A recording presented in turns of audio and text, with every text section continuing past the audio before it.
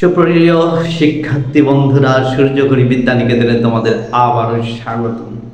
বহুদিন যাবত তোমাদের ক্লাস দেয়নি, আশা করা যায় সৃষ্টিকর্তার সহায় থাকলে এখন থেকে কন্টিনিউ করবো। বন্ধুরা, তোমরা আমার পাশে থাকবা আর পাশাপাশি চ্যানেলটা একটু কি করবা, সাবস্ক্রাইব করে নিবা।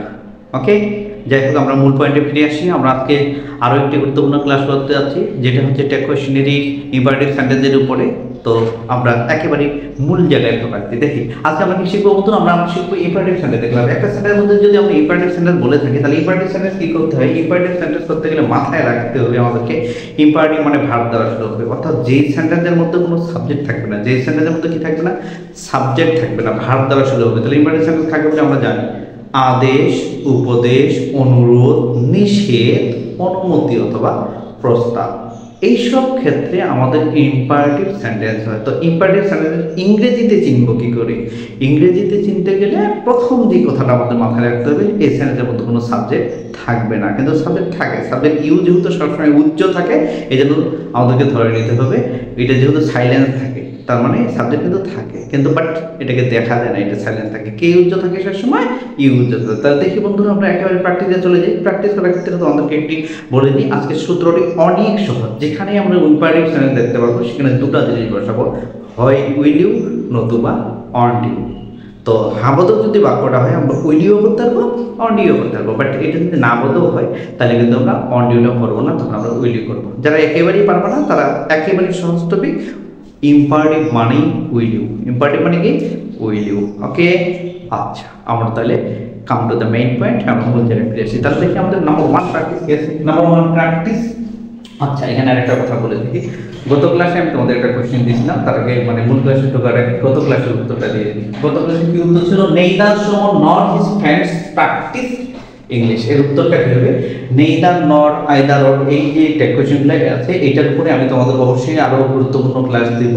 আজকে শুধু শর্টলি বলি, কারণ আস্তে আস্তে ধারাবাহিকভাবে আমরা একটা পরে একটা করবো। তো কোনো সেন্টেন্সে যদি আমরা নেইদার নর আইদার অর এইরকম পাইয়ে থাকি, তাহলে দেখো আমরা কি করব, যখন দেখবা এই যে নর এবং অরের পরে যে সাবজেক্ট থাকবে, সেই সাবজেক্ট হিসেবে টেক কোয়েশন করবা। এই সাবজেক্টটা দেখো হিজ ফ্রেন্ডস আছে, কি আছে? His friends. তাহলে উত্তর করার সময় আমাকে কি করতে হবে? প্র্যাকটিসের জন্য V2, তাহলে V2 মানে কি? ডিড। নেইদারটা নেগেটিভ, তাহলে হয়ে যাবে কি? না, নট করা যাবে না, তাহলে হিজ ফ্রেন্ডস এটার জন্য নিতে হবে কি? দে। তাহলে এটার উত্তর কি হবে? ডিড। যারা বিগত ক্লাস করেছিল তারা এখান থেকে সমাধান করে নিবা। ওকে বন্ধুরা, তাহলে আমরা আসল ক্লাসে এখন ফিরে আসি। ওটাও আসল, কারণ যেহেতু তোমরা এটার জন্য অনেকদিন অপেক্ষা করছো, আমি মাঝখানে ক্লাস দিতে পারিনি, এটার জন্য দুঃখিত, একটু আমি প্রবলেমে ছিলাম। যাই হোক, এখন থেকে আশা করি যে কন্টিনিউ আবার করবো, তোমরা একটু আমাকে কি করবে, সাহায্য করবো। আমরা মূল টপিকে ফিরে আসি। মূল টপিকে face the exam. Face the exam boldly. কি বলা হচ্ছে এখানে? Face the exam boldly. তাহলে দেখো এখানে কিন্তু আই বা ইউ এই জায়গাটাতে কোনো সাবজেক্ট নেই। যখন কোনো সেন্টেন্সের মধ্যে সাবজেক্ট থাকে না, তখন ধরে নিতে কাকে বলছি? ধরে নিবা যে এখানে ইম্পারেটিভ সেন্টেন্স, এটা এখানে ইউ উচ্চ আছে। তাহলে ফেস এটা অবশ্যই ভার্ব হিসেবে কাজ করছে। কি হিসেবে কাজ করছে বন্ধুরা? ভার্ব হিসেবে কাজ করছে। তাহলে ভার্ব হিসেবে যদি কাজ করে ইম্পারেটিভ সেন্টেন্স, ইম্পারেটিভ সেন্টেন্স মানে কি? উইল ইউ অথবা কি বললাম? On you. ইম্পারেটিভ মানে আমরা উইল ইউ দিয়ে করতে পারবো, অন ইউ দিয়েও করতে পারবো। এটাই কথা, সেটাই কথা। ওকে, পরের সেন্টেন্স দেখো, ডোন্ট টেল এ লাই। তাহলে ডোন্ট দিয়ে শুরু হচ্ছে, সাবজেক্ট নাই। যেহেতু সাবজেক্ট নাই মানে কি? আগে খুঁজবা ইম্পারেটিভ নাউন আছে, সাবজেক্ট নাই মানে ইম্পারেটিভ। তাহলে ডোন্ট টেল এ লাই, তাহলে অবশ্যই এই নাম্বার কি হবে? এই ধরনের বাক্য কিন্তু আমরা অন ডিউ করতে পারবো না। এই ধরনের বাক্য আমরা কি করতে পারবো না? অন ডিউ করতে পারবো না, যেহেতু এটা নেগেটিভ আছে। তাহলে এটাকে আমরা কি করতে হবে বন্ধুরা? উইল ইউ দিয়ে করব। কি দিয়ে করব?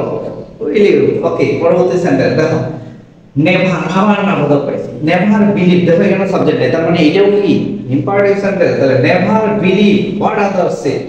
যেহেতু ইম্পারেটিভ সেন্টেন্স, তাহলে কি হবে? Will you. এটা অন ইউ দিয়ে করব না, কারণটা কি? নেভার। পরের সেন্টেন্স দেখো, ঠিক লেট মি। আচ্ছা, ইম্পারেটিভ তাহলে ভার্ব দিয়ে শুরু হয়। ইংরেজিতে চিনা আরেকটি উপায় হলো, যদি ইম্পারেটিভ সেন্টেন্স দেখতে যাই, তাহলে মাথায় রাখতে হবে ইম্পারেটিভ সেন্টেন্স লেট দিয়েও শুরু হয়। এখানে আরেকটি সূত্র বলে দিই, যদি লেটের পরে অবজেক্ট থাকে, সেটা মি থাকতে পারে, হিম থাকতে পারে, দেম থাকতে পারে, যেই থাকুক না কেন, লেটের পরে যদি অবজেক্ট আস বাদে থাকে, কি বাদে থাকে? আস বাদে, তাহলে সব সময় উইল ইউ দিয়ে করবা। ওকে। আর যদি ইম্পারেটিভ সেন্টেন্সের ক্ষেত্রে লেটাস থাকে তাহলে শ্যালই করবা, শুধু মাথায় রাখবা লেটাসের পরে শ্যালই, বাদ বাকি লেটের পরে যা থাকবে সব উইল ইম্পারেটিভ সেন্টেন্স। তাহলে কি করব, লেট মি, লেট মি, লেটের পরে কি আছে, মি আছে, লেটের পরে কি দেওয়া আছে দেখো, মি আছে। তাহলে লেটের পরে যদি মি আছে অবজেক্ট আছে তাহলে আমরা কি দিয়ে করব, উইল ইউ। বুঝা যাচ্ছে বন্ধুরা? আশা করি বুঝা যাচ্ছে। এবার দেখো মাদার লেট মি গো, এই জায়গাটাতে একটু সাবধান, এই জায়গাটা একটু ডিপলি ফলো করো। মাদারের পরে কিন্তু কমা আছে, যদি মাদারের পরে কমাটা নাই থাকতো এ ধরনের প্র্যাকটিস আমরা একটা পাবো। মাদারের পরে যদি এই কমাটা নাই থাকতো তাহলে কিন্তু উত্তর আলাদা হতো, কিন্তু যেহেতু মাদারের পরে কি আছে, কমা আছে, তাহলে মাদার লেট মি গো বলছে মায়ের কাছে কি বলছে, মাদার মা আমাকে যেতে দাও, মায়ের কাছে কি যাচ্ছে, অনুমতি চাচ্ছে। তাহলে দেখো এই ধরনের মাদারের পরে যদি কমা থাকে তাহলে বুঝে নিবা এটিও উইল ইউ হবে বন্ধুরা, কি হবে, উইল ইউ। ঠিক পরবর্তী সেন্টেন্স দেখো, লেট হিম প্র্যাকটিস ইংলিশ, তাহলে লেটের পরে হিম আছে, লেট দ্বারা শুরু, ইম্পারেটিভ সেন্টেন্স বলে দিছি, উইল ইউ। পরবর্তী সেন্টেন্স দেখো আবার লেটের পরে দেম আছে, তার মানে কি, উইল ইউ, এটা তার বলার কিছু নেই, আশা করি দেখুন পারবা। তাহলে কি হবে, উইল ইউ। আবার কিছু না কি বলছি, লেট আস, তাহলে এই যে কমাটা আছে এরকম, এই কমাটার পরে এজ আছে, তাহলে এটা বুঝে নিবা এটা হচ্ছে আস। এই লেটাস যদি কোনো সেন্টেন্সের মধ্যে থাকে বন্ধুরা তোমরা শ্যালোই করবা, এটা একদম মুখস্থ করে রাখো। লেটাস থাকলে কি করবা, শ্যালোই একদম মুখস্থ, কারণ দেখো আসের সাবজেক্ট কিন্তু উই, লেটাসের সাবজেক্ট কি উই। আচ্ছা তাহলে এই জন্য কি করব, লেটাস থাকলে আমরা উত্তর কি করব, শ্যাল উই। কি বন্ধুরা বোঝা যাচ্ছে? তাহলে লেটের পরে মাথা রাখবা, লেটের পরে যদি আস থাকে শ্যালোই, লেটের পরে যা অবজেক্ট থাকুন না কেন কি করে দিবা, অবশ্যই উইল ইউ। ক্লিয়ার? আশা করা যায় বুঝতে পারছি। আচ্ছা পরের সেন্টেন্স কি আছে দেখো, he let me do it. এইবার কিন্তু এইখানে দেখো 5 নম্বরে আমি বলছি মাদার পরে কমা আছে, এবার কিন্তু হি দেখো এখানে হি একটা সাবজেক্ট, হি এর পরে কিন্তু কমা নেই, হি এর পরে কি নেই, কমা নেই, তার মানে লেট এখানে ভার্ব হিসেবে কাজ করছে বন্ধুরা, কি হিসেবে কাজ করছে, ভার্ব হিসেবে কাজ করছে। এই জায়গাটা সাবধান, এইটা কিন্তু আর ইম্পারেটিভ না, তাহলে সাবজেক্টের পরে যদি ভাব থাকে এটা কিন্তু সার্টিভ হয়ে যায়, তার মানে এই ব্যতিক্রমটা আমি ইম্পারেটিভের সঙ্গে যুক্ত করে দিয়েছি। তোমরা লেট দেখলেই যে উইল ইউ করবা এই কাজটা করিও না, কেন সবসময় সেন্টেন্সটার ক্ষেত্রে খুব গভীর মনোযোগ দিবা, আসলে আছেটা কি দেখো। তাহলে হি এর পরে কি আছে, লেট, অর্থাৎ সাবজেক্টের পরে লেট আছে, এটা ভার্ব হিসেবে আছে, কি হিসেবে আছে, ভার্ব হিসেবে আছে। তাহলে এই ধরনের সেন্টেন্স আমরা যখন করব তাহলে দেখো এখানে এই সেন্টেন্সের মধ্যে সাজিয়ে পাবো, সাজিয়ে পাবো মানে ডু ডাজ ডিড, দেখো হি এর পরে থার্ড পারসন সিঙ্গুলার নাম্বার এর বাই এস থাকার কথা ছিল, এর বাই এস নেই, যেহেতু এর বাই এস নেই এটা কিন্তু ডিড দিয়ে করতে হবে বন্ধুরা, কি দিয়ে করতে হবে, ডিড দিয়ে। তাহলে কি হবে, ডিডন্ট, ডিডন্ট কি, ডিডন্ট কি। আচ্ছা যদি এখানে একটা লেটস হয়ে যেত, কি হয়ে যেত, লেটস, তখন কিন্তু আমি ডিডন্ট কি করতে পারতাম, তখন আমাকে কি করতে হতো, তখন কিন্তু ডিডন্ট কি না হয়ে আমার উত্তরটা হয়ে যেত ডাজন্ট হি, কারণ দেখো এখানে প্রেজেন্ট আছে, আশা করা যায় বুঝতে পারছো। তো এই জায়গাটা দেখো প্রেজেন্ট না পাস, এটা যদি প্রেজেন্টে থাকে তাহলে টুটাস, যদি এটা পাস থাকে তাহলে কি ডিড। পরের দেখো ট্রাস্ট মি, এই ট্রাস্ট এটি নাম হিসেবে আসে, ভার্ব হিসেবে আসে, ট্রাস্ট মি আমাকে বিশ্বাস করো, তাহলে এখানে ভার্ব হিসেবে তাহলে কি করব আমরা, উইল ইউ। আবার পরবর্তী সেন্টেন্স দেখো, ট্রাস্ট বিগেটস ফ্রেন্ডশিপ, ঠিক আছে।